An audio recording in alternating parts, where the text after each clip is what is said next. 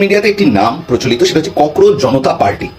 কোনো political party হিসাবে এটা লঞ্চ হবে কিনা এই মুহূর্তে আমরা জানি না, কিন্তু ইনস্টাগ্রামের পেজ লঞ্চ হয়েছে এবং গত 48 ঘন্টায় 1.8 মিলিয়ন ফলোয়ার্স এরা গেইন করেছে। যখন আমি ভিডিওটি বানাচ্ছি ততক্ষণ হয়তো আরও ফলোয়ার বেড়ে যাবে।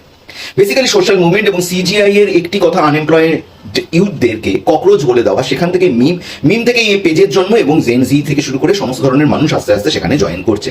কিন্তু আমরা না একটু ফ্ল্যাশব্যাকে যাই, একটু ফ্যাক্টটা চেক করে নিই যে আলটিমেটলি এটা কি একটা আনবায়াসড অনলি ফর ইউথই কথা বলবে। গেলাম হচ্ছে এর যে ফাউন্ডার অভিজিৎ দীপকের পেজে বলতে টুইটারে গিয়ে দেখি না, এ তো গড়বড়ে, কারণ অভিজিৎ দীপকে থাকে হচ্ছে ইউএসএতে। তার যদি আমরা টুইটগুলো দেখি পরপর তিনি মমতা ব্যানার্জির হারটাকে বলছেন মমতা ব্যানার্জি বিশাল বড় বিগ একটা ফাইট দিয়েছে। কয়েকদিন আগে আমরা জানি নরেন্দ্র মোদী বলে দিয়েছিল পেট্রোল ডিজেলের কম ইউজ এবং সোনা না কেনার জন্য। সেখানে তিনি পোস্টে লিখেছেন যে গভর্নমেন্ট যদি এইসব বলে তাহলে জনতা কেন করবে, মানে গভর্নমেন্ট আছে কিসের জন্য। এটা অবশ্যই তার ব্যক্তিগত মতামত।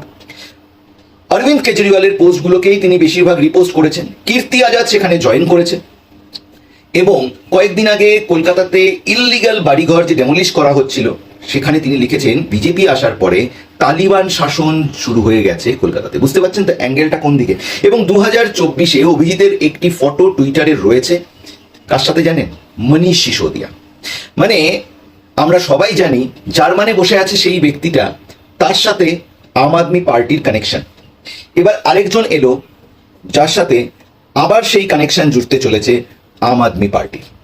এবং এখানেই কিন্তু আনবায়াসনেসের জায়গাতে আমি বলবো সরি, কারণ যেখানে তারা 5 দফার মধ্যে গদি মিডিয়া বন্ধ হওয়ার কথা বলেছে, মিডিয়াকে নিউট্রাল থাকার কথা বলেছে, অবশ্যই সেটা আমি সব সময় মানি, কিন্তু ওয়াই অনলি গদি মিডিয়া? রবিশ কুমারও তো ছিল। যদি আপনাকে কোনো জিনিস ঠিক করতে হয় জেনজির ভাষায়, যদি মনে হয় যে আমি সোশ্যাল একটা রিফর্ম করবো, আমি একটা সোশ্যাল রিভলিউশন করবো, অ্যান্টি করাপশন কিছু একটা মুভমেন্ট চালাবো, তাহলে কিন্তু আমাকে লেফট রাইট কিচ্ছু দেখলে হবে না। জেতার পরে কেরালাতে যেটা হয়েছে সেই ভিডিও কিন্তু আপনার অ্যাকাউন্টে নেই।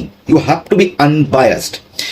যে টপিকটা নিয়ে আপনারা শুরু করেছিলেন, আই এম রিয়েলি ইমপ্রেসড, যে নিটের দুর্নীতি, সেখানে শিক্ষামন্ত্রী যে রয়েছে আমাদের এডুকেশন মিনিস্টার, তার রেজিগনেশন চাওয়া, ইটস এ বিগ মুভমেন্ট।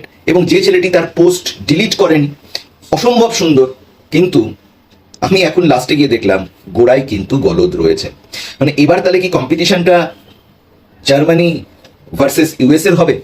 কারণ আপনাদের লবিরই দুজনকে কিন্তু আপনি দাঁড় করালেন। তো জেনজি ককরোচ জনতা পার্টি যদি আনবায়াস হয় খুব ভালো, কিন্তু এই মুহূর্তে সরি টু সে আমি এটাকে আনবায়াস বলতে পারছি না।